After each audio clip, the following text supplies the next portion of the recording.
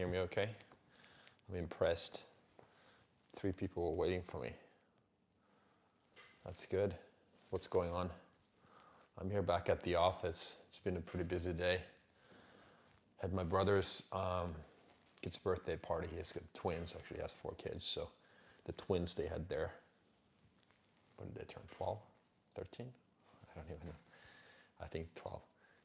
In 6th grade anyhow. So their birthday party, and went to the gym this morning, and then went to the grocery stores, the usual stuff. And then this evening I'm gonna be working quite a bit. I was actually planning on recording a video. I was supposed to record already yesterday, but I'm gonna talk about it today, but spend a lot of time this week, end of the week actually, thinking about my content strategy going forward. And this is a back and forth topic, and this just illustrates how hard the whole concept of creating content is online. And I'm going to be talking about it today, and also next Tuesday when I have my next live.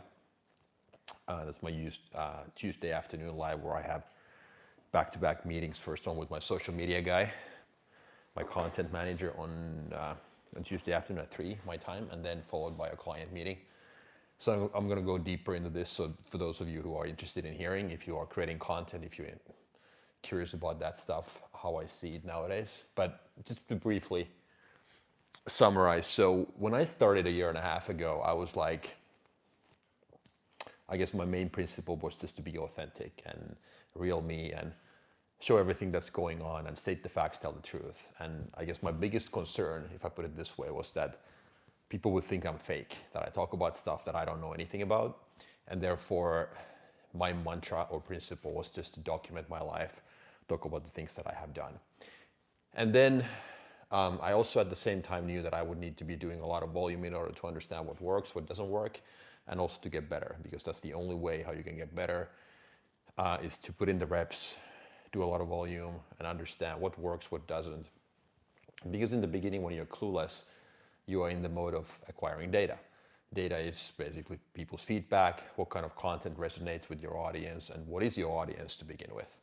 And I've been talking about like generic business topics, and then mindset related things, and now more real estate business type things and topics. So it's been kind of, I would say, a little all over the place, but all the time my scope has been more and more specific as I've been progressing and going forward.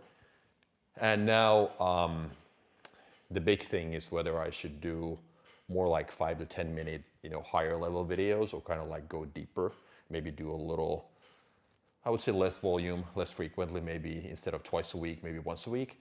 And then that way to try to provide more value. So depth is the idea. And my content guy, social media manager, whatever you want to call him, he sent me a link to somebody else's YouTube page and was basically saying that, well, could you do this?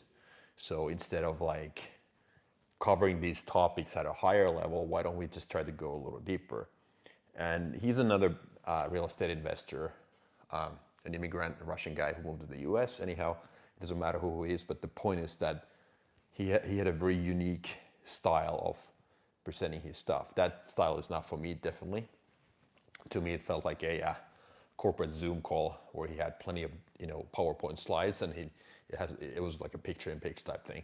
But anyhow, so that's something I've been thinking about a lot over the weekend, as far as how can I actually do more prep, get ready, and then have maybe more content and be less concerned about how fast I can nail the hook and transition from my hook and intro to my message and all of that. Because I think I've been sidetracked a little bit as far as being overly concerned about removing all the pauses and filler words and stuff like that. So I think the videos are going to be more natural going forward, more conversational type, and maybe Q&A type things where I collect people's questions and comments, and then I try to reply to them, but also be more prepared as far as more content, maybe more background info, more visuals, or maybe it's even a PowerPoint type thing where I have like the visuals there and then I explain what I'm after, but definitely going after more depth more quality. You could also say adding more value, because I'm all about adding value. If I can't add value to anybody's life, why the heck am I here then? So why would anybody pay for my coaching or my training services, so to say? So that's the whole idea. And I also talked to my social media guy about the fact that I feel these lives feel much more natural to me. I don't know if it's the same with every content creator. Maybe some people are more freaked out about being live where you can't edit anything, so you are who you are. It's like raw and real, behind the scenes, kind of like true you type stuff. But to me, this is like the most natural thing. I would actually like to have my videos more like the live content that I create, as far as me having more time to deliver the message, because I feel I'm a little rushed when I deliver the punchlines as part of my longer content. And again, it's all on me, of course, and I need to be better. But at the same time, I think I can put myself in a position where I have better chances to succeed with my future longer videos, if you understand what I'm saying. So that was the big thing I've been thinking about a lot. And it just shows how hard business overall is, especially the content game, where obviously there's a lot of attention, but there are also a lot of people supplying, meaning the demand and supply is always what determines your success in the marketplace. And you need to understand that, first of all, you are in the business of creating attention. And the same applies to me. I need to be able to figure out a way where first people watch my videos and they like them, they think they are valuable, and then I can convert the attention to something else. Of course, my free content is going to be free for sure going forward too, but I need to make sure that I create attention in a smarter way, and then I can convert that as well. But like I said, competition is fierce, and of all the startups, of all the resets that I've done in my life, this is by far the hardest. I mean, I knew it when I started, and I kind of was looking forward to this. And one of the reasons why I wanted to do this is that I just wanted to see what I'm truly capable of, if I can pull it off. I've always been that way. I don't know why. There's probably many stories behind it, but it is what it is. And it just gives me a lot of motivation to see if I can make something happen in a very crowded space. Crowded space in this case being YouTube or social media overall, where there's just like millions of content creators. I don't know how many so-called business coaches there are, or entrepreneurs doing business content. I'm sure, a lot of people. Obviously the audience is huge too, but in order for you to separate yourself from the rest of the pack and find your little niche, and people seeing you as somebody who's trustworthy, your message resonates and you add value and all of that, it's a hard game. It's supposed to be that way. I'm not complaining. I'm actually super excited about it, but it's just, and I guess I could do a better job documenting that too. And that's something I keep thinking about as well all the time, that how could I illustrate and better document how would I go through, because it might be useful to somebody else. So that's how I look at it. What else? So next week, I need to, if not today, probably tomorrow, I need to record my video for sure. I got to prep today. And then let's see if I can deliver this, well, the next video, tomorrow's video, using the new format, whatever the new format is, but definitely more depth, maybe more background materials. And other than that, I'm still in the mode of prepping and recording. And now probably the balance is going to shift more towards prepping, documenting, creating background material, gathering data for the content that I create, and then of course running my client meetings. But interesting things.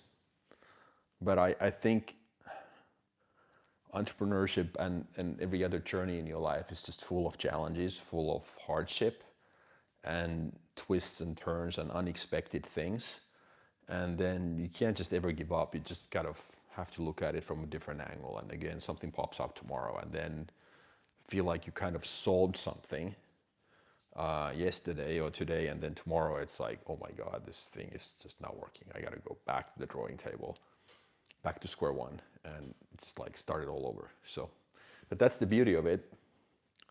Like I've said many times, it's like getting punched in the mouth daily, and then waking up tomorrow and feeling excited all over and ready to do it again the following day. So that's what it is. What about you guys? Anything going on? Any questions for me? What else did I do? Yeah, I went to the gym. I had an upper body day today, and it seems like there's a lot of headwind all over the place now because my body is just, I mean, I have lots of aches and pains all over the place. My right shoulder is kind of half frozen. What does it mean in practice? I don't even know. It's my lats and my rear delts and my pecs and my front delts. Everything is just like so sore. Yes, I've seen a chiropractor, I see a massage therapist all the time, but it seems to be relatively chronic right now. And then my right knee is pretty sore as well. So yeah, somebody smarter than me could say, why don't you take a break? Why don't you just take a week off? Yeah, of course. Yeah, but maybe that's too easy. No, I mean, yeah, I actually try to be smart about my rest days, but I guess I enjoy training too much, so that it's hard for me to stay away. Plus, then I find something else to do. I can improvise, and I can do maybe other body parts, or choose an exercise that doesn't really aggravate my knee or my shoulder that much. So that's just the way I find a workaround. That's what life is all about. But push or pivot is one of those things that I keep talking about all the time. And this is, I've said in the last live that if you think about, usually people pivot very early. When the going gets tough, this is the shiny object syndrome. It's like, if you want to make money, you start a business. I don't know, you start investing, as an example. You're like, okay, crypto is the next thing, or the thing that everybody seems to be talking about, so why don't I start that? And it looks so easy, and you just hear and see these success stories, and then all of a sudden you start yourself, and then the going gets tough. And then, like anything else, it's actually not that easy.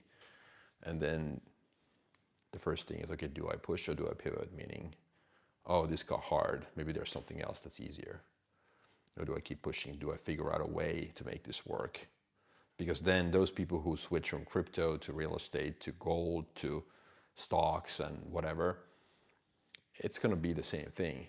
Everything is hard. There is no easy thing in the end. Somebody, of course, might get lucky every now and then, but I don't think we can base our business case on luck.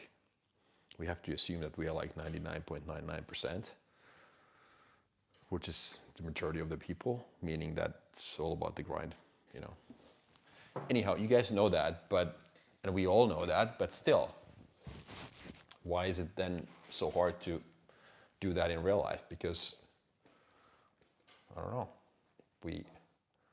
our mind is telling us to do things, or it's trying to keep us safe. I think that's one of the things. It's the negativity bias that you detect danger and those bad things so easily that if you always rely on your mind and your feelings, you'll never do the hard stuff, because it's just going to keep you in your comfort zone.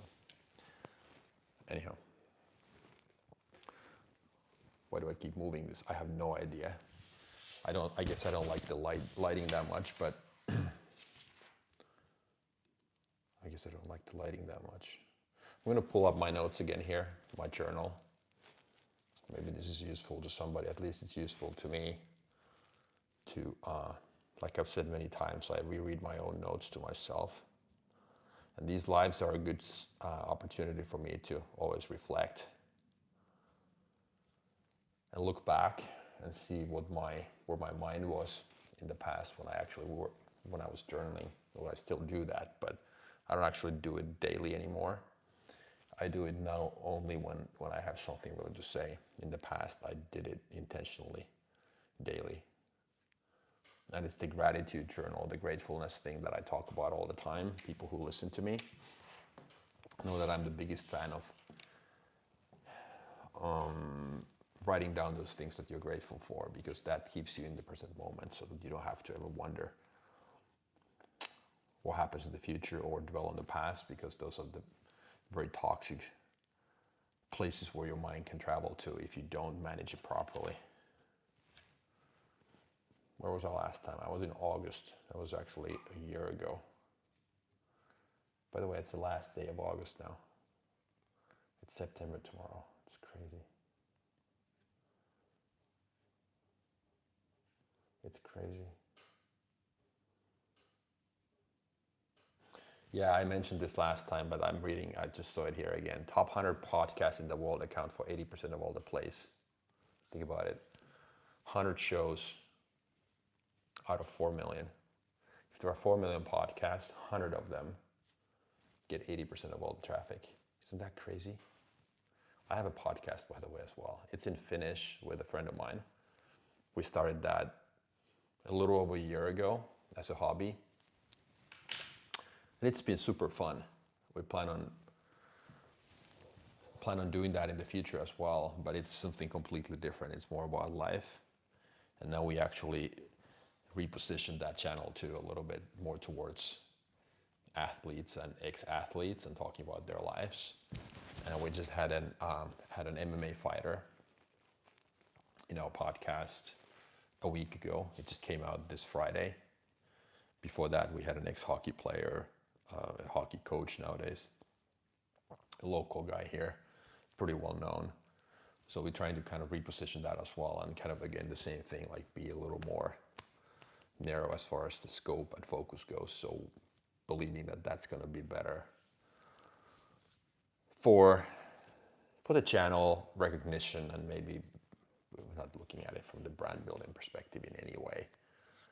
But if there's something coming out of that, in the future, we'll see. It's going to be interesting to see. I don't know. But at least it gives you another platform to practice your, what's the right word? Skills and ability to ask questions, be brief, listen, draw conclusions. And sometimes we don't even have a script really, but sometimes it's just you being able to react to the person you interview and their comments, questions, because sometimes it could be just completely off.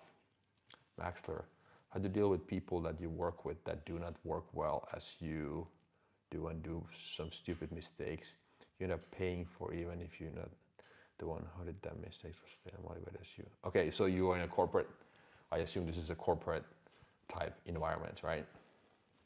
So you both work for somebody else, and then I assume, and then you have to deal with those colleagues, those people who are not on par, I would say, with your performance. So you end up being the guy who's always keeping things together, and you're the most responsible one and the one who works the hardest, right?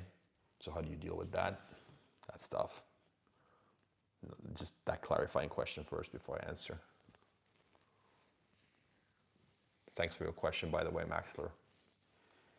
You've had good questions in the past as well. I appreciate that.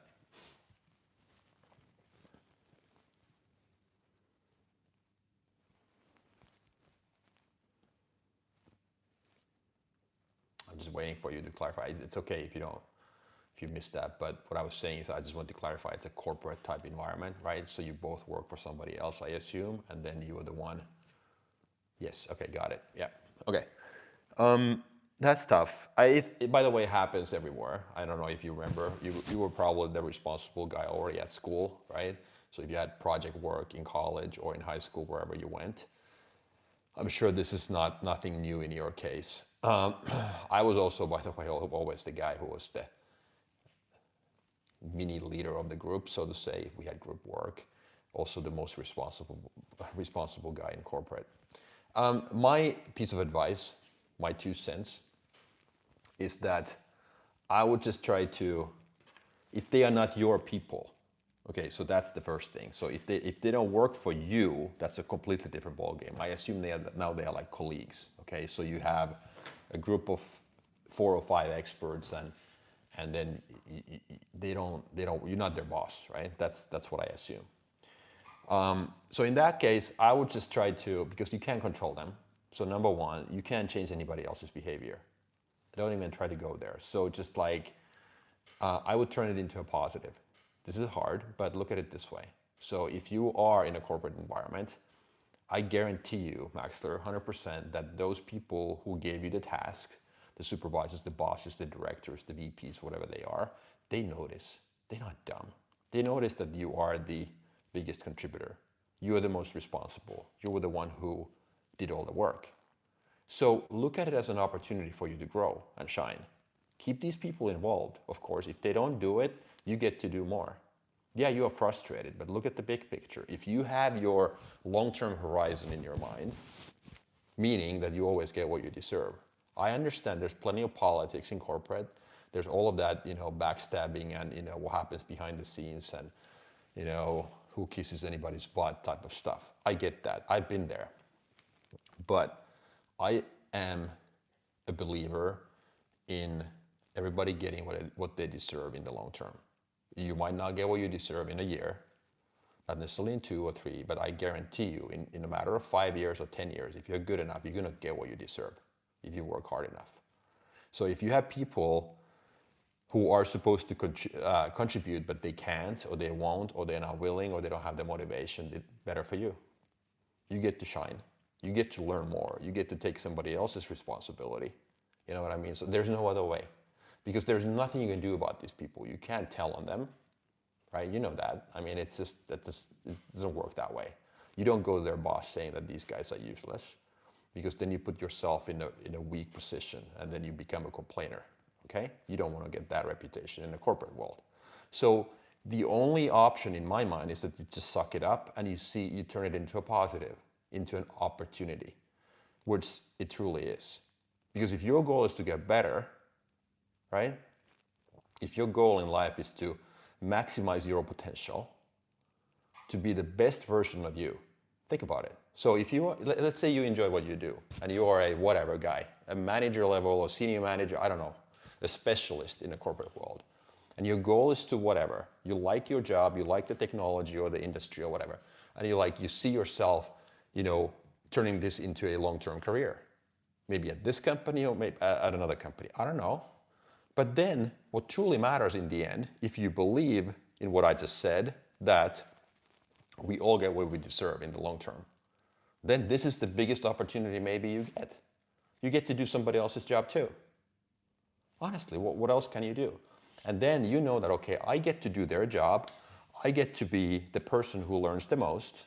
And in the end, the skills are the ones that determine what I get. Because with skills, I can turn those skills again into something else, into results.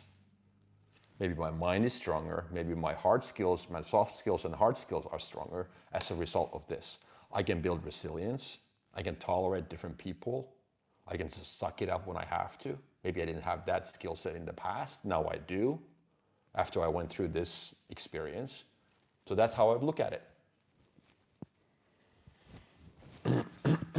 So it's your chance to shine and learn. First and foremost, learn. And like I said, I guarantee you, the people who gave you the task, they know exactly what the roles and responsibilities are. They see that. They've noticed the character traits of those people involved.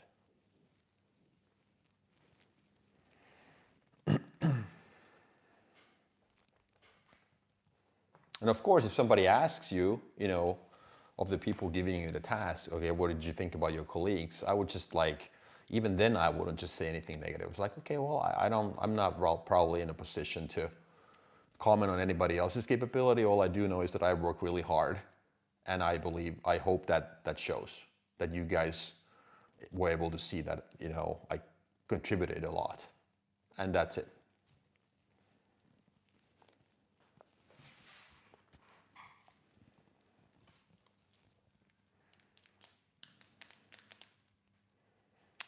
What else? Other questions? That was a good one. A tough one, though. But it boils down to this fundamental thing. If you think about it, it's no different when you're in a corporate world or in a relationship. You can't change anybody else. When it comes to relationships, this is, I would say 80% linked to your question. So when it comes to relationships, there's this old saying which goes like this. people rarely change in relationships and never when they are told to. You know what I mean? So it's like, let's say you have a relationship with somebody else, like it's a romantic relationship, and your wife or your husband or your partner is complaining about something. Very few people actually are willing or motivated to make a change when the other person is nagging and complaining about it all the time. It's like when we have that reset, when we are by ourselves and when we have time to reflect and look back on the things that happen, that's when the growth happens. But when somebody else tells you to do stuff, it never. Like, let's say if I was a smoker, and you, Maxler, was to me like, okay, you should stop smoking because it's bad for you. Well, I mean, yeah, I know that. Well, I'm not a smoker, but I think I would know that if I'm not dumb. But people change only when the pain of staying the same exceeds the pain of change. So the same way in a corporate world, these people who are part of your project or group, they are not going to change unless they have to pay a price for staying the same. You know what I mean? So it's like somebody could say to me that if I'm an alcoholic, and an outsider looks at me and says, okay, well, that looks like a rock bottom already. And they're wondering, why the heck, can't you just like quit or go to rehab and start doing something about it? But in my mind, the reason probably why I'm still drinking is that the pain of change, meaning the unknown, how do I handle these emotions or whatever, the reason why I was drinking in the first place, the pain of that is so big in my mind. It looks so painful, the whole process of change looks so painful that no matter how bad things are right now, I still rather choose that. You know what I mean? But it's not until the pain of staying the same, when my current status quo becomes like almost, I don't know, everybody's different. Rock bottom, that's why they call it rock bottom. And that this is far from, of course, the corporate stuff that you're talking about, but it's the fundamental principle is the same. And that's exactly the reason why somebody else telling me to do stuff is never going to work, because they don't know what I go through. And my change process and my pain tolerance and how I see pain related to change is completely different, and it's unique to me. Does that make sense? So that's how I look at it. So therefore, if I meet new people nowadays, I ask myself, okay, is this the best thing ever as far as what that person does? So it's the same way if I'm in a corporate world and I'm like, I get to pick a teammate, somebody to be part of my group. I can't base my assumption on the fact that this person would change and then this project work or teamwork becomes productive or profitable or whatever the word is, right? I have to assume that person stays the same. And there's nothing is going to change, not even a little bit, not even a millimeter, So am I comfortable with the way these people are with zero change? Same way if you're single and if you're meeting a lot of new people, you can't fall in love with the potential. That's the biggest trap, I would say. Ask yourself, is this the best thing ever? Meaning this person being exactly the way he or she is. If not, then walk the fuck away. Because nobody can rely on other people changing. Meaning, in other words, we fall in love with the potential and then we start changing the other person. It's like, why don't you do this? Why don't you tell me this? Why don't you do these things so that I would feel happy and fulfilled? That's why change never, happens when other people tell other people to do stuff. That's why in a corporate world, when you have a project with somebody and these people are like their behavior drives you nuts. Of course, it's just your way of saying that why don't you behave my way and then everything would be good. That's a different discussion, but that's why it never works, because you just have to accept people the way they are. And if you just have to work with them, like in your example, then what I just told you, I think is the only option. If you get to choose these people, it's a completely different thing. But if you're just forced to work with somebody, it's like, okay, it's just more work for me. That means I learn more and I'm going to be a better version of myself. And these people, other people are going to lose because they don't understand the big picture. They don't understand how much they are missing, actually. They're missing out on all of this growth that comes through hard work and going through different things. I probably gave you a 15-minute answer to a very simple question. Answer, my opinion, my 2 cents.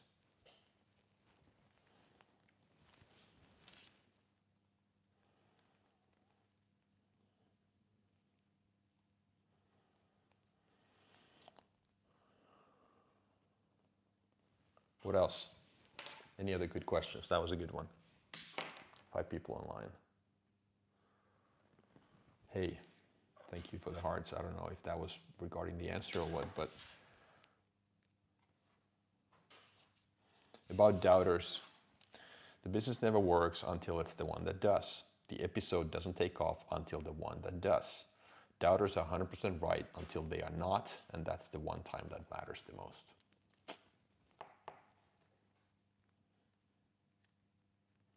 The person whose goal is to keep playing always wins, because by playing he wins. This is what I mentioned last time, that's the evergreen of whatever the right word is. It's like these classic things about people playing infinite games or finite games. So always choose infinite games in life, meaning the games that never end. What are we going to do today? We're gonna talk, Vance. How do I pronounce your first name? Vance. We're gonna talk. I don't know when you joined. Thanks for joining, by the way. I was in the beginning saying how I've been doing a lot of thinking regarding my content creation, and okay, yeah, I mispronounced. I apologize. Don't take it personally. I was talking about content creation in the beginning, how I need to do more in-depth videos, so probably less frequently but longer, and like more explanation, more background material, more PowerPoint. So like really, because I haven't provided enough value. I'm very critical of my own performance, and I think my value hasn't been there. I think my videos have been too short, too high level, too like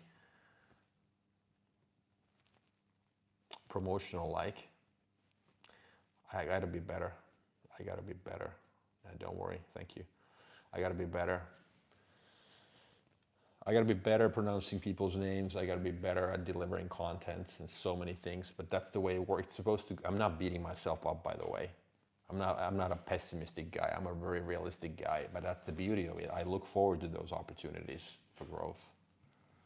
Every day a little better, 0.1% better. Sometimes it seems like there's room for 10% improvement, but you can't do that. Can you use ChatGPT in your business? It's a great question, by the way. Yes, I do it. I use it extensively. Okay, here's how I do it. Let me tell you this. So because my business now is pretty much boils down to 2 things. So I'm creating content online. I'm desperately trying to build my channel, grow my my personal brand and my coaching business. And I don't know if my future revenue is going to come from content or from clients paying for coaching services. That I don't know. Right now, my paying clients, meaning, in other words, I do 2 things. So I create content, I plan, record, and then I coach my clients. And I use ChatGPT and AI, I should say, for both. So if we start with the content creation piece, and I would say 80% of my AI usage is related to that. So what I do is that, let's say I have a new video, a new topic that I want to talk about. So what I do first is that I either use my whiteboard here behind me, or this other board here, or my just pen and paper. I start taking notes, like the old-fashioned way. I have an idea in my head. I'm like, high level, what does it look like? Then I might turn it into a PowerPoint or Word document, and I start typing notes. Then I'm like, I keep looking at it, stare at it, I make some edits. And then after that, I might either just copy and paste it, but if I have it like old-fashioned way, pen and paper, then I actually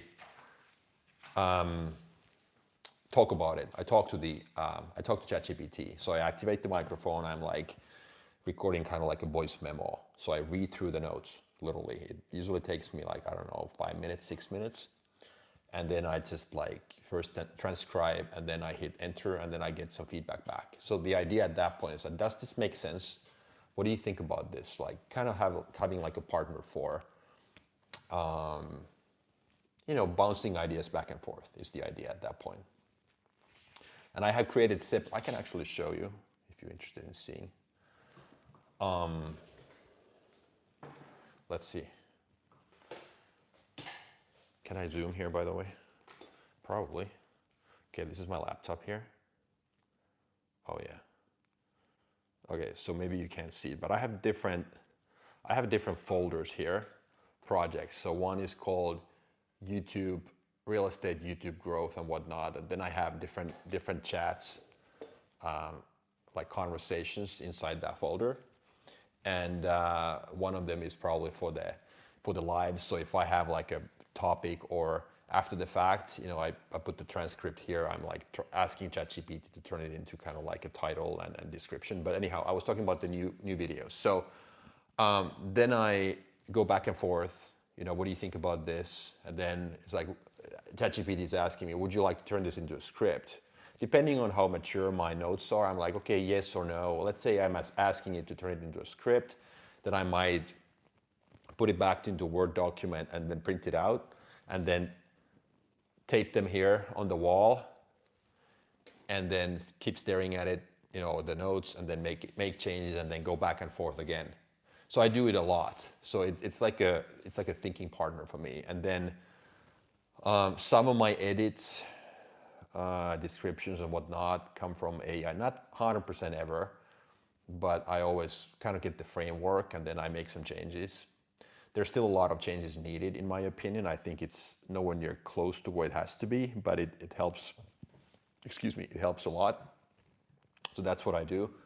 And then also the transcripts, by the way. So let's say I have an hour and a half live. I might get this transcript back from YouTube, I don't know, 24 hours later. Once I do, I actually copy that transcript, and then I put it into ChatGPT and ask it to summarize it and stuff like that. And then when it comes to my clients, I use less AI there, but let's say my clients might send me some data about their company or whatever, financials and whatnot.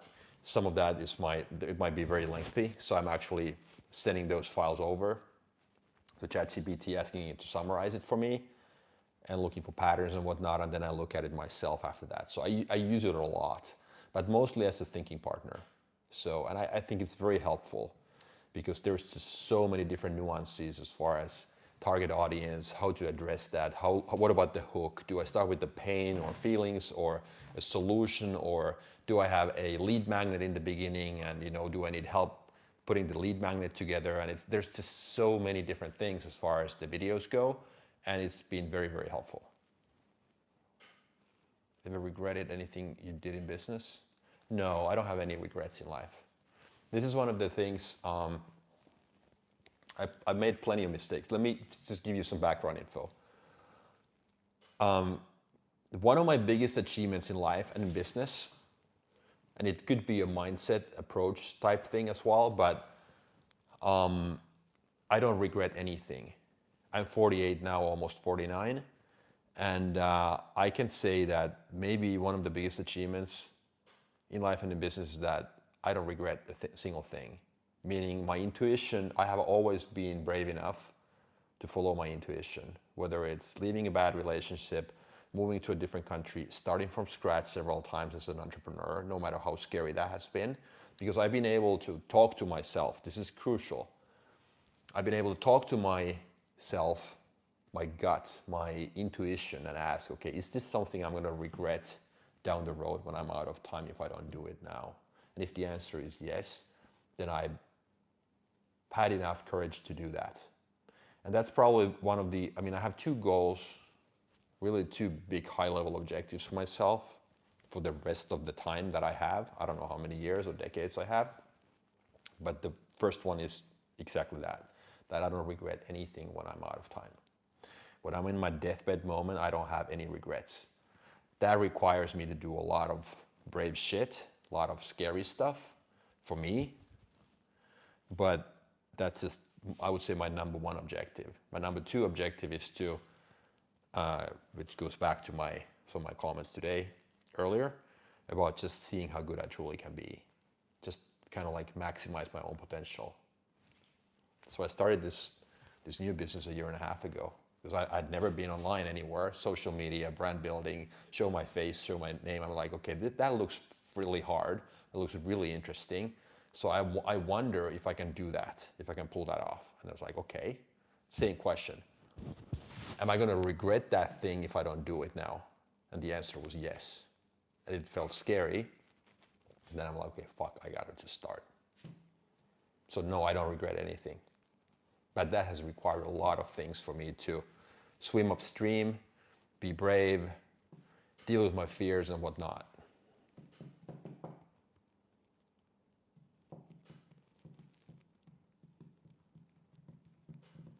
We are at maximum at halftime. What do you mean?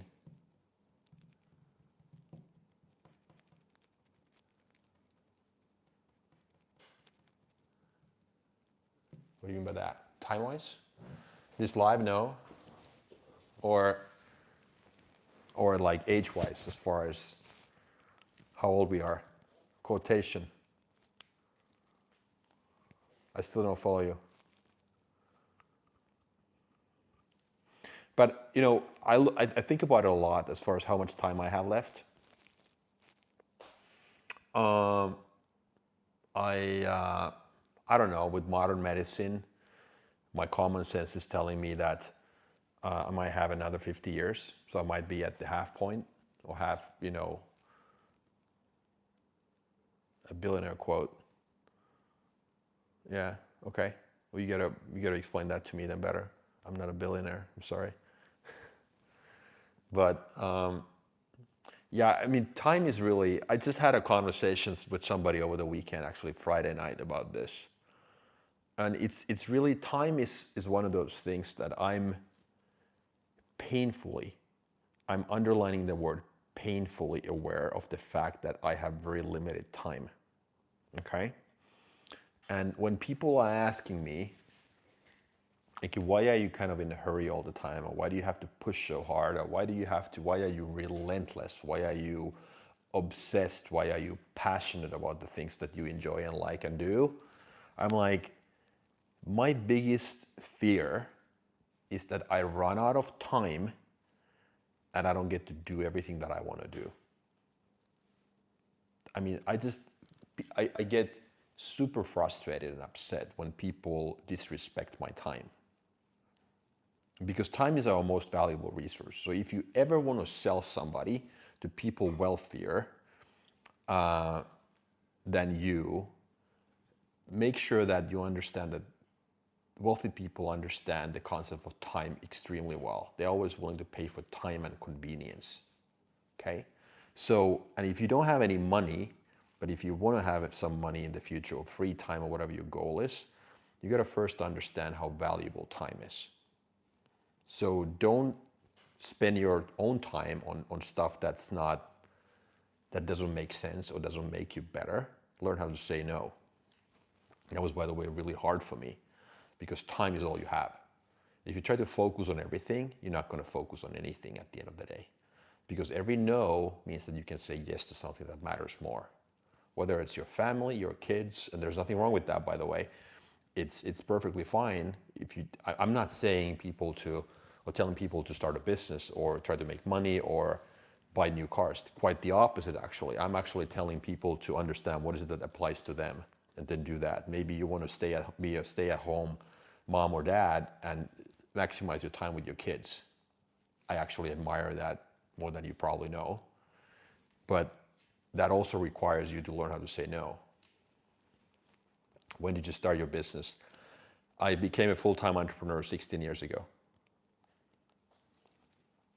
I had been doing entrepreneurial activities on the side when I had a corporate job, but that's when I became a full-time entrepreneur. That's when I lived in the US, in San Diego. I started my real estate company there for the my first real estate company. But yeah. But yeah, so I think I think time is something that we don't talk enough about. People always talk about resources, so how much money do you have? You know, I think we should shift our focus towards time, and actually not just time, but attention. Because when you have time, you can allocate that time to something, and that means that you have attention, okay, and focus. Is maybe a better word. Not just time, but focus. If you have a lot of time in your hands, but you don't know what to do with it, or you just like to spend it on useless shit. Useless shit is something that is not going to serve you well. It's going to make you regret stuff down the road. That's useless. So nobody can tell you what useless means. It's something that you need to understand yourself. Because remember, 78% of the people in retirement homes, they regret the things that they never did, not the mistakes they made. 78%.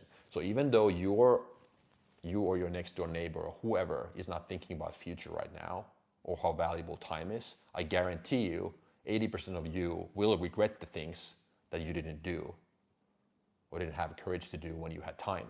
So those are the stats, those are the numbers, they're not on your side. So I would say learn how to have a conversation with that future version of you so that you don't have any regrets. That would be my biggest piece of advice.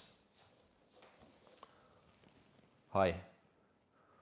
What a piece of advice you would give to youngsters? One, I mean, I have two kids. My kids are 19 and 16. And I tell them all the time I think the most valuable piece of advice, honestly, is to, well, there's many, but one is your ability to say no to stuff. But I think when you're young, you need to understand that there's so much noise in the society. And this is the conversation I do have with my kids, and more with my daughter than with my son, but that's a different discussion why that is. I've been telling her like literally like this same thing so many times, and she's 16 in high school. So imagine like dad comes and tells you this. So I'm like, your job, your number one job in life is to ignore 90% of all the information and advice that people give you, because most of that stuff is just bullshit. They don't apply to you. The hardest part in life is to know what to want. You know what I mean? What is valuable to you? Not to your friends. And the younger you are, the harder it is, because you're just following the crowd.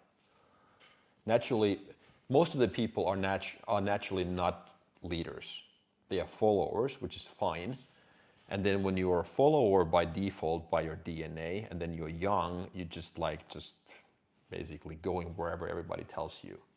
But if you're really smart early on, you learn how to be by yourself, and you learn to have a conversation with yourself about what is it that truly matters to me. You block 90% of all the info, including what school tells you, by the way.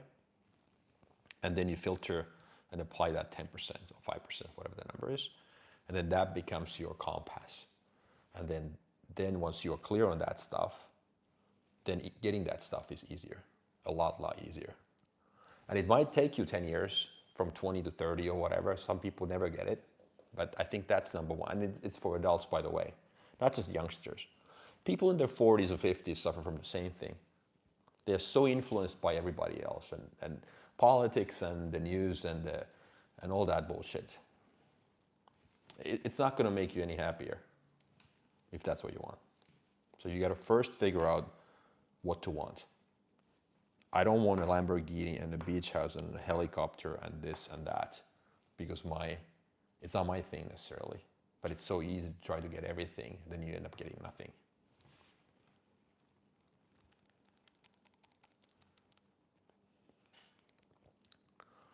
What's a good way to diversify the income stream? That was a call. I'm sorry. I got to mute this thing. My bad. It was my ex-wife calling. So I hung up on her. So what's the best way to diversify the income stream? The best way to okay. So here's the thing. here's the thing. Why do you have to diversify? Because people tell you. What's your goal? If your goal is to make as much money as possible, diversifying when you are young is not your solution. But if you want to save and be smart about it, and you work for somebody else and that's your thing, and you have understood the concept of,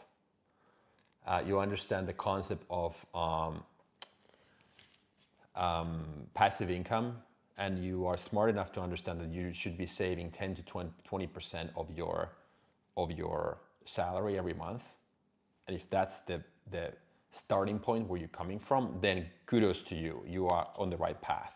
Then diversifying is the right way to do it. Okay. What I do, I can tell you, I'm not an investment or financial advisor, but what I do for my kids, what I have done for my kids is that I have bought low-cost ETFs, meaning index funds, that now I'm a big believer in technology, being again the next step that revolutionizes everything like it's always been. So I invest my kids' money in NASDAQ. Okay, I'm not a stock picker, I don't have time for that. So I picked the best performing, lowest cost ETF, a fund that's investing in the index of NASDAQ, and that's where I put their money. If you want to diversify a little bit, put S&P 500, NASDAQ, but still I think the US is the best place to put your money in, because it's the only place where there's a dynamic economy with democracy still, where people keep going regardless of all the issues, and I'm just the biggest believer. Well, of course I'm a dual citizen as well, but that's what I would do, diversifying. But if you're young and you're like, okay, wealthy people tell me to diversify.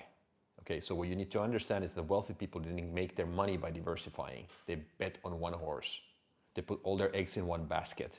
They became entrepreneurs and they bet on this idea. Maybe they went bankrupt once, twice, 3 times, 4 times, but they kept investing in that one thing, put all their focus in one thing. Because if you try to divide your focus in 15 million different things, you're not good at anything. Okay, good. Okay, so in that case, okay, good. Thank you for clarifying. That was my thinking as well. So you have a 9-to-5 job, then I would do what I just said. So allocate your money, be really disciplined when it comes to investing. I would say if you can 20%, but if not, at least 10% of your income every freaking month. Every month. Put 10%, 10 to 20% of your income in an investment vehicle, opportunity, whatever you want to call it. If you believe in real estate, maybe, well, it's harder, but you can start buying low-cost ETFs. And I would, like I said, my bet would be, or my choice is NASDAQ, but that's what I would do. As long as you do it consistently, that's the most important thing. There was another question. My Instagram profile, it's my first name and my last name. So I'll show it too. Erkka Suvanto, ERKKASUVANTO. So you look at my YouTube profile, I think it's there as well. I'll show it too. Here's my Instagram. What? Why is this doing it that way? Yep. That is my Instagram.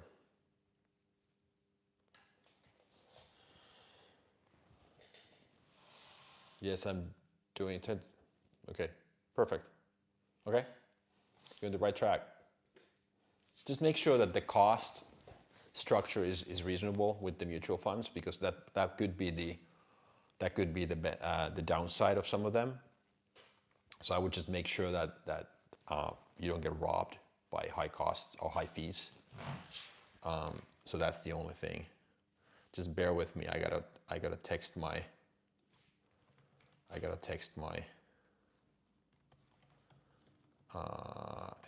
ex-wife. I don't know what she has.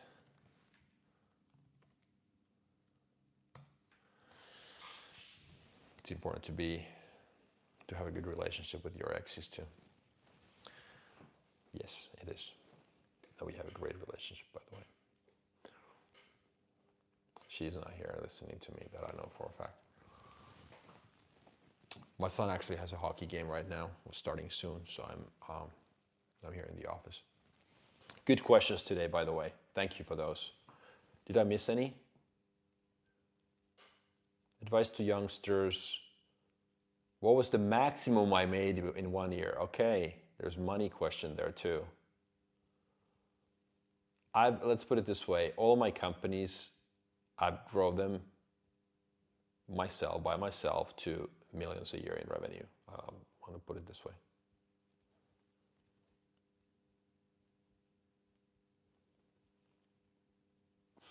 My biggest limitation as far as my businesses go is that I didn't want to grow my headcount. I was heavily involved in HR related topics when I had a corporate job. I had a relatively big team, and it's always with some headaches. So I was kind of like, when I became an entrepreneur, I wanted to be a very flexible, fast, nimble operator. And then I've always liked the fact that I can outsource the labor force. I can, use outside people instead of like hiring a lot of headcount, and that allows me to move swiftly from one place to another. So that's what I did. That was kind of my thinking there. Yeah, but sorry about that. I forgot to mute my line. Doesn't matter.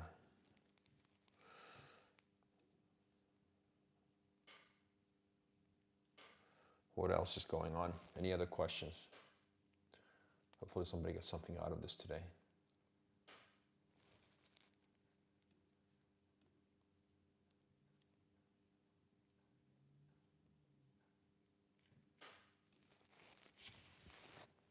I'm doing this self-improvement, daily workout, developing skills, working on income streams while doing this job. I want to ask how to manage all this, especially diet. Okay, so you start working out, you're developing skills, you're working on income streams while doing this job, and I want to ask how to manage all these, especially diet. Okay, so you want to focus on diet as well. If you start working out, you know how you got to fix your diet as well, and you developing your skills and investing. That's good. So you're on the right path. Good. And you're not in a hurry. I assume you're relatively young, in your 20s, maybe, or relatively young. You're very young if you're in your 20s, even in your 30s. You have plenty of time. But the goal is to get better and make sure that you understand it's a marathon. Nothing happens in a year. It's a decade at least for you. It's too hard to maintain diet. Okay, why is it hard to maintain your diet?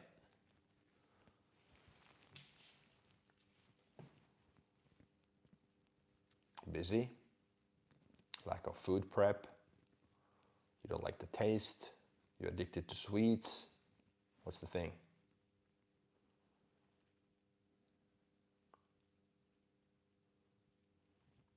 So since you bring up diet, I assume it's your bottleneck. So other things come more naturally. You're disciplined with your workouts, you're disciplined with your saving, developing skills and whatnot. You do handle your job well.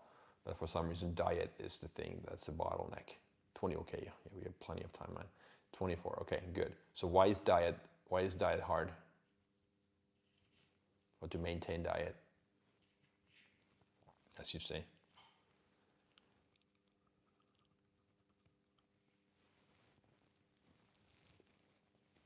For many people, it's food is, training to me, if I look at like physically, if you want to be active in the best possible shape, there's three parts. There's the training, there's the recovery, and there's diet, okay? Of those three, training has been the easiest for me. I don't have to push myself, I don't have to motivate myself. I find my way to the gym every time because you can't cook. Well, you can learn, man. Okay, so food prep. Okay, so here's the thing. If you don't have a family, if you live by yourself or whatever, you live with somebody else, I don't know. But my point is that if you don't have to cook for anybody else, meaning you don't have to worry about if they like the same food. I get food from the hostel. Okay, hostel. Okay, so they have like, it's kind of like a dorm type thing that they have a kitchen there and then they provide it to people who stay in that place, right? I assume. Do you have a kitchen? So you can't, okay, so you can't cook. Okay, so literally physically it's impossible because you don't have a kitchen. It's not that you don't know how to do it, right?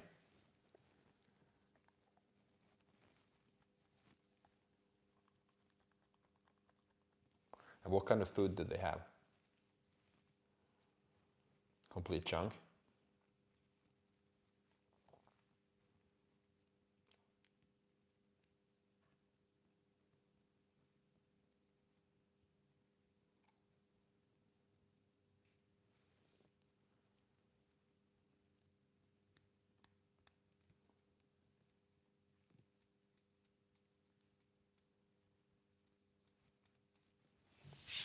Okay, so here's what I would do. If there's a yes, so it's not good. Okay, and you don't. I assume you don't have a kitchen because your room doesn't have a kitchen, or your since you don't have an apartment, you just have a room. Okay, if you have a microwave, if you can get a fridge, even without that, I mean, you could still. I mean, yeah. Okay. So here, if I was in your shoes, again, I don't know. Okay, I'll give you an example. I was in a similar situation when I lived in LA. I stayed at one of the UCLA dorms in Westwood. This was way back in the 90s, in 99 actually, 26 years ago. Yes. I know, you're 24, I was 26 years old when I did that. Anyhow, so the same thing happened there. So we got there was lunch. I mean breakfast, lunch, dinner from the kitchen, from the dorm, and then what I did was that actually the food was relative. I mean it was pretty good. So I was able to pack some stuff to go from there because I had a job. Okay, so you can take protein shakes. Okay. So here's what I would do in your shoes. So I would actually make sure that I have a microwave and a mini fridge in my room. Okay, that's pretty much all you need. In the worst case, you could buy those travel size cooktops as well, if it's allowed. They mostly provide carbs. Okay, got it. So as long as the carbs are lean, it's not a really big issue. So what I would do is that I would buy, again, I don't know if where you live, you know, I'm guessing somewhere in like maybe India, in that area. I don't know if oats are a thing for you, whatever carbs you want, but I like oatmeal myself. So oatmeal is a perfect thing that we can eat in the morning, or it could be a snack and whatnot. So basically, if the food that you get from the dorm or from your hostel is basically relatively clean, it's carb dominant, then I would just focus on buying a couple of good sources of carbs. Maybe you would buy bananas, you would buy oatmeal, you would buy maybe something else, just like maybe even like whole grain bread if that's your thing. Then I would focus on getting protein powders, tuna, and maybe eggs. If you could just like I said, get a simple cooktop and boil eggs and fry eggs, so that would be your thing. So, and then you would rotate that. So then you would basically get most of the carbs from the cafeteria or from the kitchen, and then you would always add your own protein source to that. And that would be the thing. You just have to improvise a little bit.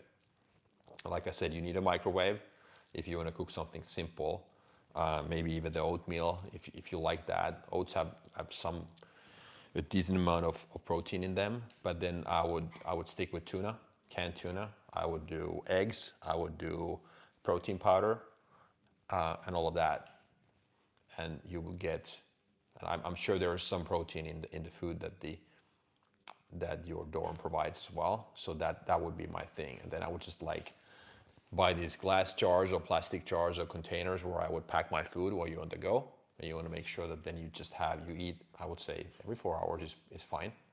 And just stay away from, I mean, your protein to fat ratio should be 2 to 1 or better, meaning 400 grams of whatever, you get the ratio is 2 to 1 or better. So if you eat ground beef or whatever, it has to be lean, 5 to 7% fat. Chicken breast, salmon is fine, eggs are fine. But other than that, like just stay away from any and every super fatty proteins. And then no sugar, obviously, nothing processed. And then you'll be good to go. You just require some discipline and planning. But it is also going to be boring. But boring is just something that you're going to get used to. It's not a problem. Boring is, the other word for boring is predictable.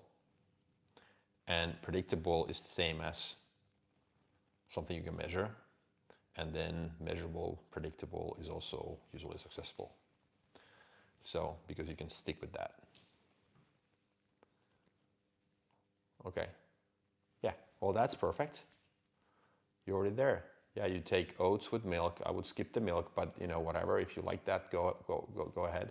But yeah, that could be a couple of meals there per day. Then add some tuna and add some eggs, and then you covered. Like I said, it just turn it into a repeatable process is what I would tell you.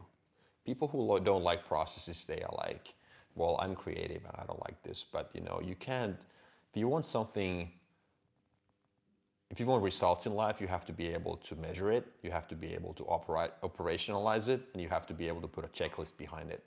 Otherwise, it's not repeatable. If it's not repeatable, there's not going to be any results. So that's how I would do it. So, but yeah, you'll be fine. I have a feeling that you know what to eat. It's just that, and this could be even this could even be a big thing for, it's like a benefit for you that you don't have to cook. So you get the basic stuff from there, and then you buy the types of foods from a grocery store that give you the lean protein sources. And then you just like mix and match. Add some of your own stuff, and then that becomes a healthy meal for you. Yeah, I don't think that's a problem at all. I think there's plenty of opportunity.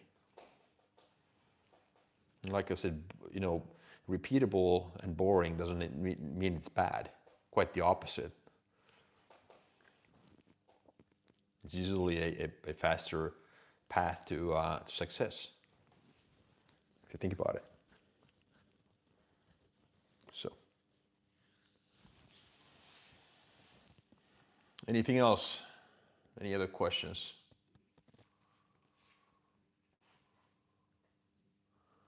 Any other questions?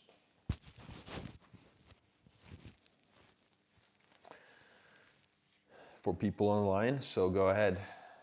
We've been talking a lot about, what did we talk about today? I started talking about my channel and how I'm looking at content going forward, and then we started branching off to some individual questions about investing and focus, and what else did we talk about? Nutrition. We didn't talk about training today, but some basic how to deal with employees or people in corporate that don't really maybe share the same values with you. So that's been some really good questions. Usually this Sunday and evening lives seem to be better. Friday and Sunday seem to be more productive days, but it doesn't matter. Not productive, a bit more interactive. But I still need to do more of these so that I can provide more value and get more interaction going. So.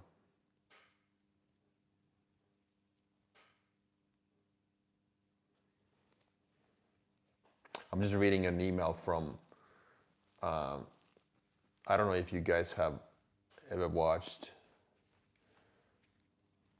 this. There's a guy called Shane Parrish. He has a podcast on YouTube. And he sends this weekly newsletter that comes on Sundays. So he's got some good stuff there. And I'm reading his email right now. Tiny Thoughts is one of the chapters he's putting these things under. So first comment there, luck writes the first chapter, but your actions write the rest.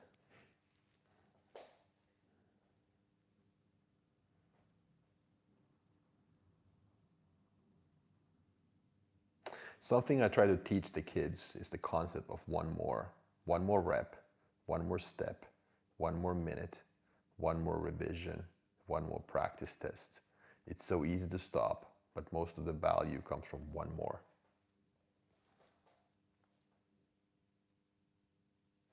Okay, here's a good one. School often teaches that correct answers are obvious. Reality is the opposite. We drill kids on facts that seem obvious once known, but never mentioning that almost all of them were buried behind a door of that doesn't make sense. Gravity baffled us for millennia. We didn't think hand washing mattered. Even the idea of germs causing sickness sounded insane. Every breakthrough started as a hearsay. But we teach kids to flee from the very feeling that precedes discovery. I used to check the list to manage my day. So do really success people do all this work and still manage time to work hard for their goals? I never this to any friend and never heard from them. Okay, I'm not following you now. You gotta be more, okay, so I used to, so you're saying that you used to use a checklist to manage your day.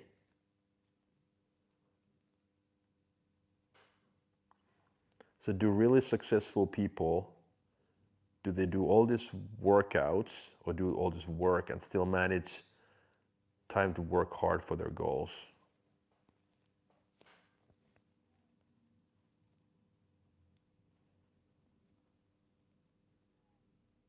So are you talking about workouts or just work in general? So you're asking if successful people do workouts, if they are meticulous with their workouts and still be able to. I sent the reel. Oh, okay, got it. Yeah. Thank you. You mean Instagram?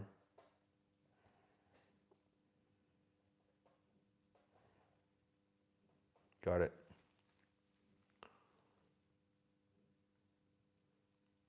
Okay, appreciate it. I'll check it. Okay, Satish Kumar, can you elaborate on that? I'm not sure if I completely understand your question, but if your question is about do people have time to do their workouts in the morning or overall and still work on their goals and get better in life and be successful? Absolutely. It's about focus. You can focus on too many things, but working out is not away from that. To these people, being physically active is actually the energy. It's the thing that gives them energy and keeps them dialed in and keeps them focused. And yes, checklist. Yeah, I mean, I don't think you need a checklist. I think you need well, I mean, I'm talking about food. So it's like putting together your meal plan. That's what I mean by that. But I mean, checklist or calendar. I use calendar myself. I'm the biggest believer in documenting stuff. If it's somewhere, if it's nowhere, it's not a priority. And if it's not a priority, it doesn't get done. Okay? So the first step is to schedule your activities. Put them on your calendar. But don't go from an empty calendar to a fully populated one. That's the biggest mistake. It's like trying to change everything in your life all at once. It's not gonna work. So if you and I used to scheduling your day, saying that, okay, so let's say that you start to understand the concept of being productive, and being productive means that, okay, I need to understand where my focus goes. And in order for me to understand where my focus goes, I need to start tracking these activities, meaning I have to start putting them on my calendar. And right now you're an empty guy, meaning you don't have anything on your calendar. I would just suggest that you plan one activity first. You ask yourself, what's the most important thing that I need to document for every day? Well, your 9 to 5 job is obviously a given. So that's the first thing that goes there, but you know that's there. But besides that, what's the next most important thing in your life? Obviously, you have to work 9 to 5 to pay your bills, right? Given. Ask yourself, what moves the ball forward the most after your 9 to 5? Is it your workouts in the morning after work or whatever in the evening? Or is it your investment activities or your investing? Or is it your self-development, your personal development thing? Maybe you watch videos, maybe you read books or whatever that is.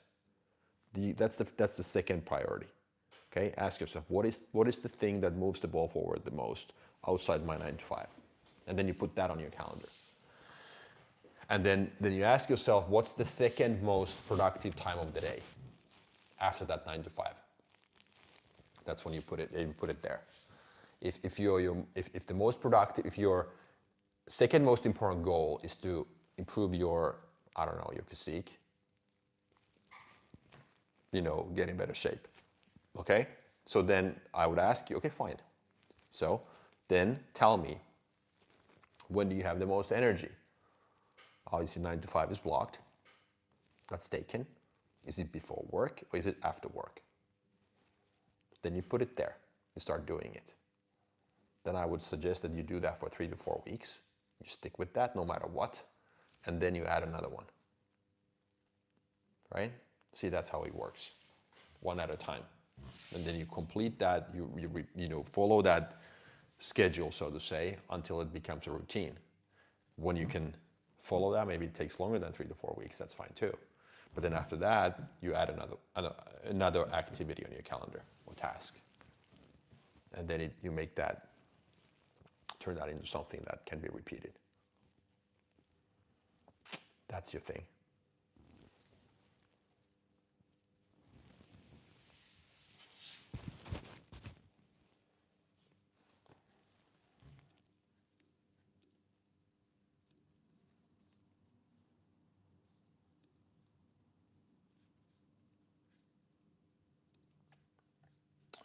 What else? Yes, like, do they really work hard doing workout, diet, meditation, use it to do this type of relationship? Most of my office friends don't do all this, but are making it. Well, I mean, I think that, okay, so it's a valid question. So, again, I can't speak for anybody else, but I think, to me, first of all, I want to comment on this morning routine stuff, meditation and morning routines. That seemed to be the thing like a year or two ago, where everybody was like, you have to have a morning routine and you have to meditate for an hour and you have to do this. I just, cold plunge and cold shower and warm shower and then, fasting and, I don't know, put your socks on in this particular order. I don't know what the fuck that is, but here's my personal take. I'm just the biggest believer in getting, here's what I do. So my morning routine is this. So I wake up, I drink something. I have my morning, greens and amino acids and whatnot. I have this specific drink. I drink that. I get some caffeine. If I go to the gym, I go to the gym. I work a little bit at home. But the point is that, I try to shorten the distance between wake up and when I start working as much as possible. I don't spend an hour meditating or 2 hours goofing around watching funny Instagram videos. I start to work. That's my biggest productivity hack. So if I go to the gym, I usually be there at like 8:45, 9 o'clock. If I wake up at 7, I have 2 hours before that. I try to get at least an hour, hour and a half of effective thinking time related to my work right before that.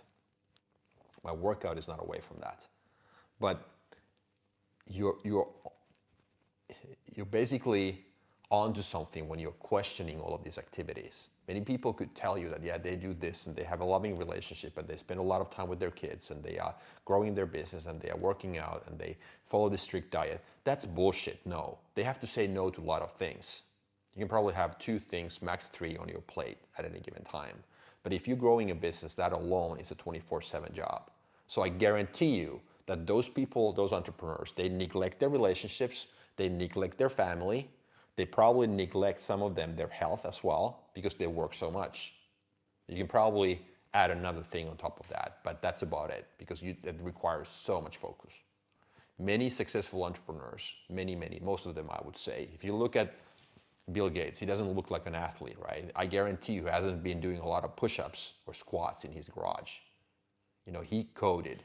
Warren Buffett didn't do anything else. There are exceptions too, yes, but you're right that you can't do multiple things. That's why saying no to stuff is very important. Working out is not away from that, but having a social life, having a lot of friends, having a lot of free time over the weekend, and being able to hang out with your buddies and go to thrift stores and, you know, have your morning latte over, you know, for 2 hours or 3 hours. No, that's not possible.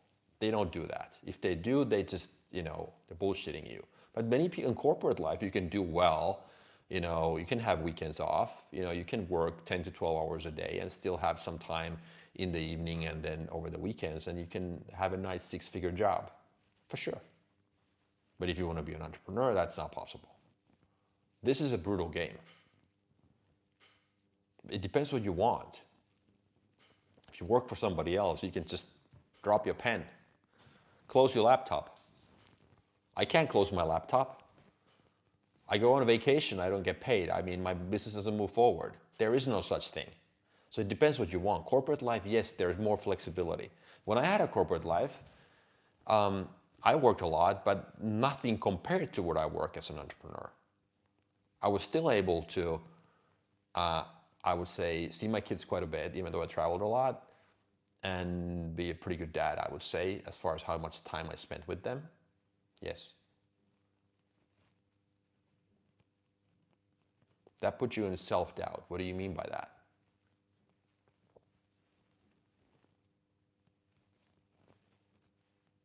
You got to ask yourself, okay, so first of all, it doesn't matter what other people do. You need to first spend a lot of time thinking what matters to you. Okay, so the fact that you're listing what other people do is taking you away from your core agenda, which is you. The step number one in life, okay, keep this in mind now again, listen very carefully.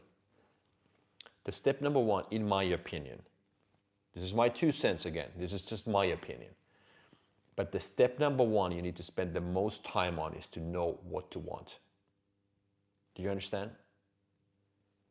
I just said a few minutes ago, 20 minutes ago, but the number one job, like somebody asked about what advice I would give to, you know, younger people, I would say, understand that 90% of the information given to you out there is just noise. Your job is to filter and apply 10% maybe. It doesn't matter what your coworkers do. They are different. Somebody could be less talented, more talented than you. Their morning routine could be, I don't know, X hours. The guy you follow on Instagram could do this or that. You got to figure out what your thing is. You're actually going backwards if you're copying methods from other people. You can listen to me and you can listen to the next guy and that guy, and you can just like do the same thing, okay? You collect bits and pieces. And this is where, you know, people, there are 2 types of people in life. There are leaders and there are followers. Followers copy, they copy other people's habits blindly. The leaders understand what happens around them. They are able to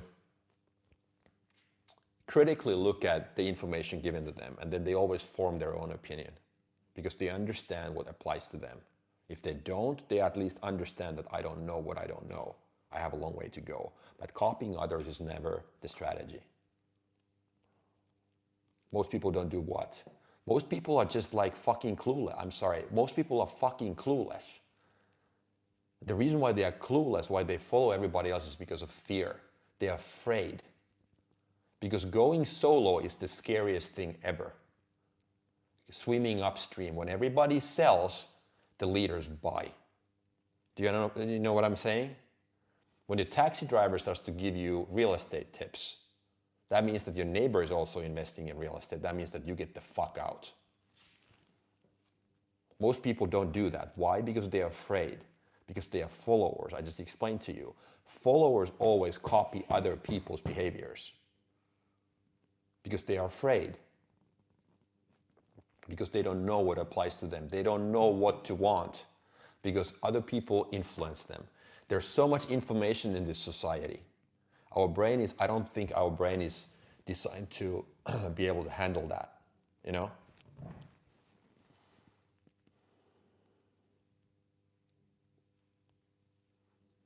What have I learned from my 15 to 20 year journey? Well, it's hard to summarize. That's what I'm kind of trying to explain here all the time. I mean, these lessons that I talk about now. But I mean, to me, the most important thing is that never ever copy anybody else. Just like you got to be your own boss. If you want to, I mean, I have always just desperately tried to be free and independent. Being free and independent has been my number one goal always. My mom told me that ever since I was 18, I was exceptionally clear on what I wanted. It's built into me for some reason. Yes, I know. But trust me, I worked a lot, especially on my fears and my shortcomings as far as being brave enough to follow that path. It hasn't been easy. But I don't know. To me, the biggest nightmare would be to just follow everybody else's agenda because I'm just afraid to do my own thing. Because that to me ultimately turns into regret at the end of the day. You're living somebody else's life, and why are you not living your life? Because you're afraid what your neighbor might think. What the fuck? I mean, I'm not talking to you guys specifically, but I just don't understand the concept at all. I'm giving you a perfect example. I have no idea how this business is going to go that I'm in. You know what I mean? I have no idea how this is going to go, whether I'm ever able to pull this off. But the reason why I started is that at least I get to find out. Because then I don't have to deal with regret. If I go all in now and I have, I just give my all, then I know. I don't have to speculate. I don't have to second guess. And I think I'm actually fine with any outcome. At least I got to find out, because I could not live with myself if I was like 90 or 100 in a retirement home saying that, why the fuck didn't I do something when I was 48 when I had time? So you got to ask yourself, are you doing this just because, I don't know, your parents might not sign off on your goal or your plan? Are you going to regret that down the road if you don't do what you're doing? I mean, I'm not saying that people need to start a business. That's not the thing. That's not the thing at all. But what I'm saying is that people need to be able to understand what applies to them. Know what to want. And don't follow anybody else's foot. Don't follow my advice. Filter most of the stuff and apply whatever you think is useful. But collect similar pieces of information and evidence from other people as well, from other places, so that you can then connect the dots and recognize patterns. Okay, are there any similarities with people who are entrepreneurs, for instance, who have been able to live life on their own terms? If you're like, okay, I'll give you an example. If I was 24 or I was 28, whatever, I'm like, okay, what the heck am I gonna do? I have this kind of itch that I wanna scratch, this entrepreneurial itch, meaning that I have this feeling that would be my thing.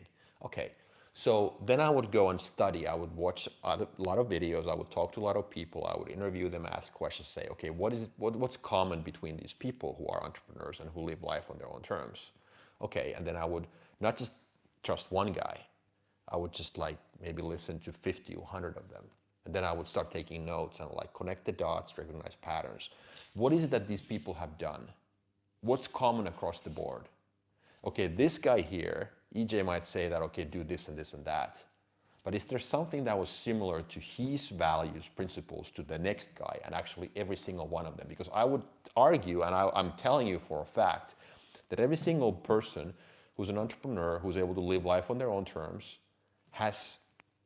is basically a follower, meaning doesn't copy anybody else, is able to deal with uncertainty, live with uncertainty, not knowing is fine, and is able to deal with fears, and understands that it doesn't matter, what happens. I either get the desired outcome or an epic story. I'm going to win anyhow. So there are some similarities, there are some common things between all of these people. Then I would start recognizing those and okay, this is what I actually need to develop if I want to get that. And then it's okay, so if I want to go from point A to point B, what are the variables that I need to control? Not just from one guy, but what are the similarities between all of these people who talk about that same stuff, who have been able to achieve certain way, lifestyle or whatever, That's how I would approach it.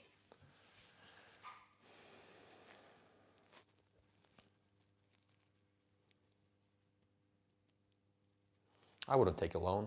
No, I wouldn't take a loan because I know that you can learn if it's about learning a skill. Nowadays you can learn anything for free. There's books, there's courses online, there are YouTube videos, you can you can learn by doing, you can become somebody's apprentice, there's just so many different ways. I would not take a loan. Learning a skill does not require a loan, in my opinion. Okay, so it's a completely different thing. Okay, so if your startup, if it's a prerequisite for you to learn a skill in order to be successful with your startup, don't start that company to learn a skill. Learn the skill first. Maybe work for somebody or educate yourself on the side. And once you have the skill, and you know that skill is needed to solve a problem that's out there, and your company is the one solving that problem, in other words, introducing the solution, then I would do it that way. Because the thing is that running a business alone is a skill. Every business has an idea risk and an execution risk. Even if you, so if you are a first-time entrepreneur, you have to understand this. So there's the idea and there's the execution part. So if I gave somebody advice, I would tell a first-time entrepreneur to start a business with execution risk only, because you don't know how to run a business. That alone is hard. Every business has that risk, even if the idea is proven. Let's say, I'll give you an example. An idea risk is, if I want to start a gas station today, is there an idea risk behind that? No. Gas stations exist. We know the business model scales, it works, and people make money. Okay, if my idea is to start a gas station, I can do that. I don't have to worry about the idea itself. I need to worry about the execution part. If, as an other extreme, if you talk about tech, you're like, I have this killer idea that I'm going to create this app that's going to, I don't know, ultimately replace Instagram and be a real competitor. I have this better piece of technology and whatever. That would be a combination of idea risk and execution risk. See what I mean? So if you don't know how to run a business and you have lots of maybe legislation, some other issues related to the idea itself that are not tested yet, that might be too big of a pill for you to swallow. So be mindful of that stuff. So you got to learn how to run a business as well. But if your business requires a tech skill that you don't have, the business is not going to solve your lack of tech skills. You got to have the skills, in my opinion, first as far as tech goes, because running the business is a skill itself. So you can't have too many so-called unknowns or variables as you start your company. Does that make sense?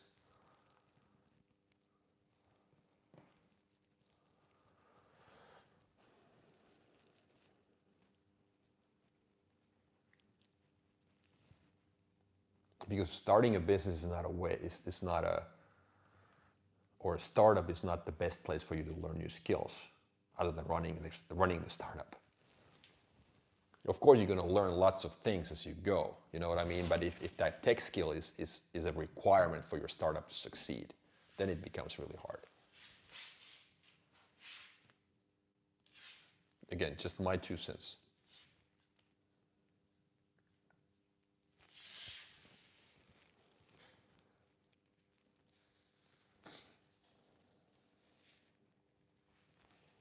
What else is going on?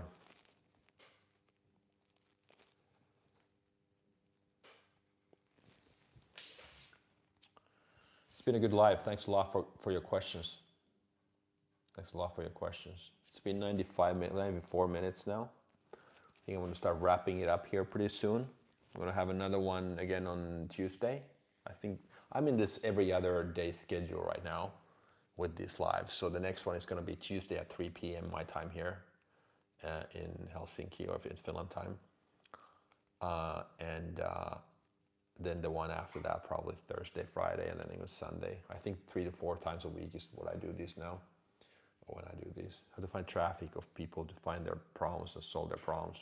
Okay. That's a good question. So this is for everybody. Okay, so here before I end, I would spend a lot of time on discussion forums. So what are the pain points that people have? Google, you can just, there's Google search terms. Let me actually see, I actually took a note of this. Hold on a sec, I'll answer your question real quick here. Let me see if I find it.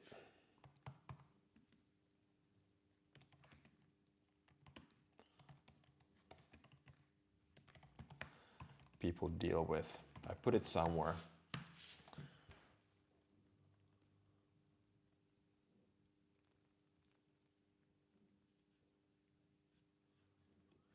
So I would go to social media, I would go to discussion forums, Reddit or whatever, and I would look for search terms like customer complaints or comments about I wish someone would, this sucks because, and stuff like that. And then that way you could identify what are the real issues. But you're onto something. I like your thinking that you would actually like to find out what types of problems people deal with, and then coming up with a solution. That's a good way. But that's how I would do it. So go to social media, go to different discussion forums, and if you have already an idea in mind, like Facebook groups is the first place to start. Let's say you're into, I don't know, flowers, real estate, whatever. Go and find those discussion forums or those Facebook groups that deal with that, and then start reading what people are writing, and like, what are the problems? I wish somebody had this. My problem is this, and find those. Go even to ChatGPT and ask ChatGPT to put together a list of like phrases or sentences that you could search with, and then where to go and what to look for. That would be my starting point.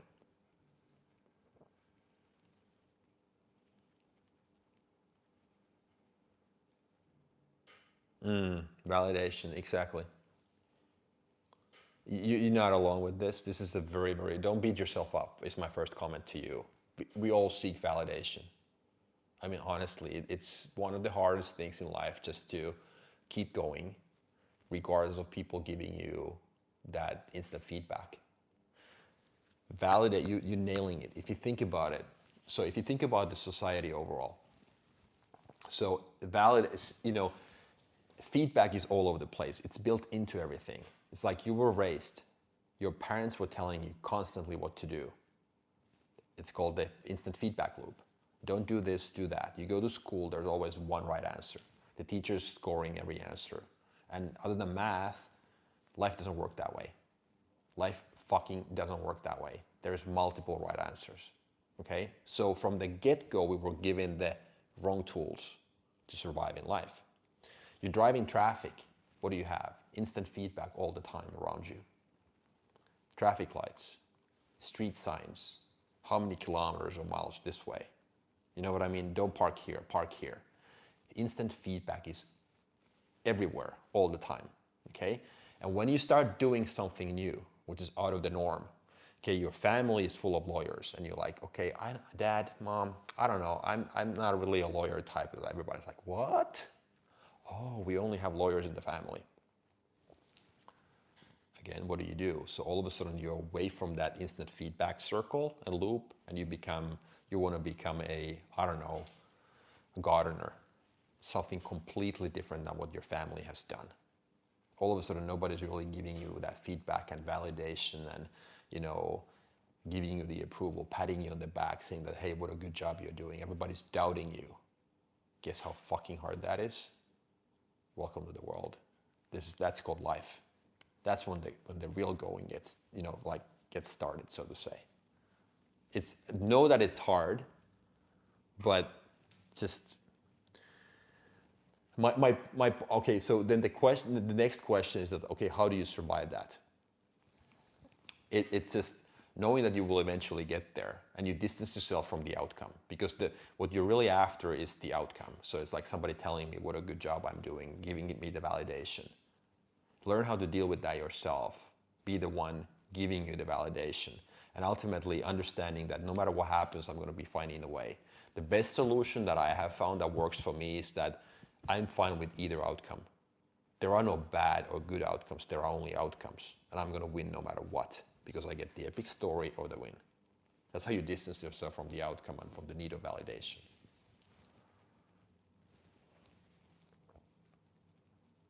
Well, you got to push yourself. That's why you find that big enough reason for you to move forward. That's the thing. There's like, I mean, I'll give you an example. So I've used this metaphor, this saying all the time, that entrepreneurship, for instance, or you doing something completely different, out of the norm, or, you know, like I said, this family thing of everybody being a lawyer and you want to be a gardener. It's the same thing. Okay, so imagine renting a car in New York, okay, and somebody tells you that, okay, your job is to drive to LA. It's on the other side of the country, but you have no idea how far that is. People just tell you that, okay, there are 10 different freeways that you can take. Pick one. 1, 2, 3, 4, 5, 6, 7, 8, 9, 10. Pick one. You start driving, and you wonder, is it going to be an hour? Is it going to be a year? Is it going to be 10 years? I have no idea. You start driving, and again, this time there are no road signs. There is no sign telling you how far LA is, or even the nearest city or state. Just keep driving. It's pitch black. You use the street lights. There are no street lights. There are no road signs. There is nothing. It's just a pitch black fucking freeway, and you keep driving. And you've been driving for a day. You're like, fuck, this never ends. That's how it is when you do something new, or when you run a business. There's nobody giving you instant feedback. There's nobody giving you a pat on your back saying, okay, what a good job you did at the end of the day. Nobody. You have no idea if you ever get there. There's just that one guy that is telling you that, okay, it doesn't matter which freeway you pick, just keep driving. Would that be enough for you? Because you desperately want somebody to come and tell you that, hey, you're on the right path. Because halfway there, or since you don't even know if it's halfway there, you start doubting your route selection. Man, I wish I had taken that freeway number 3, because it probably would have been faster. Am I ever going to get there?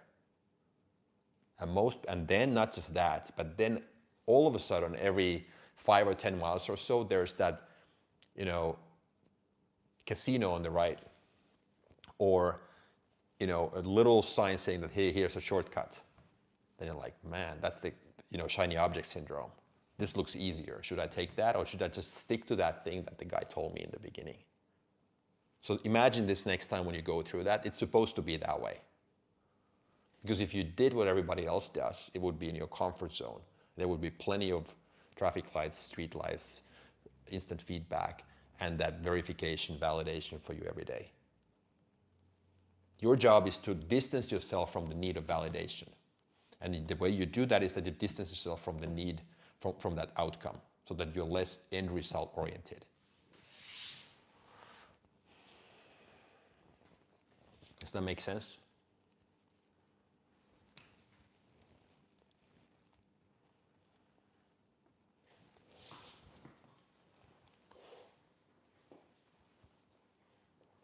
So save this podcast if you don't remember this, or this recording. Go when it's saved on my channel. If you want to get that, hear that one more time. If it's helpful, then just go back to that and clip that section and play that back to yourself. It's supposed to be that way. You're not wrong. There's nothing wrong with you. Everybody is the same way. I'm the same way. I'm the same way. I have no idea if my new business is ever going to work. I have no idea. All I know is that if I just keep working hard enough, my chances get better and better and better. And if I never quit. That's why you don't measure your success based on your outcome. Your success is it's an infinite game. You play only infinite games, the games that never end. You only start those activities that never stop. Huge. Again, if you want to, so personal development, getting in better shape, it's not like, you can't think of it like this major milestone or deadline that, okay, I'm going to work hard for 2 years and then I'm going to reach my best beach body shape and then I quit, then I stop, then I don't have to work anymore. No, it never ends. You're never at the finish line. Your job is to just keep pushing the goalposts. Delay that gratification. Delay that instant validation. That's the whole game. The whole game is to get comfortable with the uncomfortable so that you don't have to, or you don't need that validation. That's the whole game. There is no other game.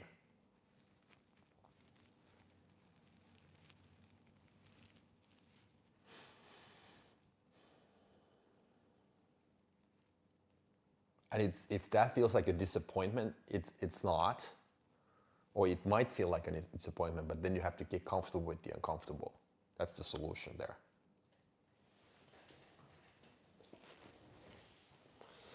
But anyhow, if you guys, want more opinions from me on that stuff, then reach out. We can have a one-on-one, or we can have another broadcast live about this topic. But that's the thing. That's the thing. Anyhow, so I gotta actually get going. It's been an hour, and it doesn't matter how long it's been, but almost 2 hours. So it's been really good. I truly enjoyed this, but I have something else that I need to do still today. I gotta work. Well, this is work too, but some other work-related stuff. But I will be again online on Tuesday, at least in 2 days. It's gonna be posted on my channel. But if you like this stuff, please subscribe and comment in the future as well. So that would mean a lot to me. So, and like I said, I truly enjoy this if I get to help somebody, and hopefully that's value. That's my humble wish, if you will. So everybody, happy Sunday. Thank you for being here. Thank you for your questions. I truly enjoyed them. They were very good, and hopefully you got something out of them. So again, thanks. Bye.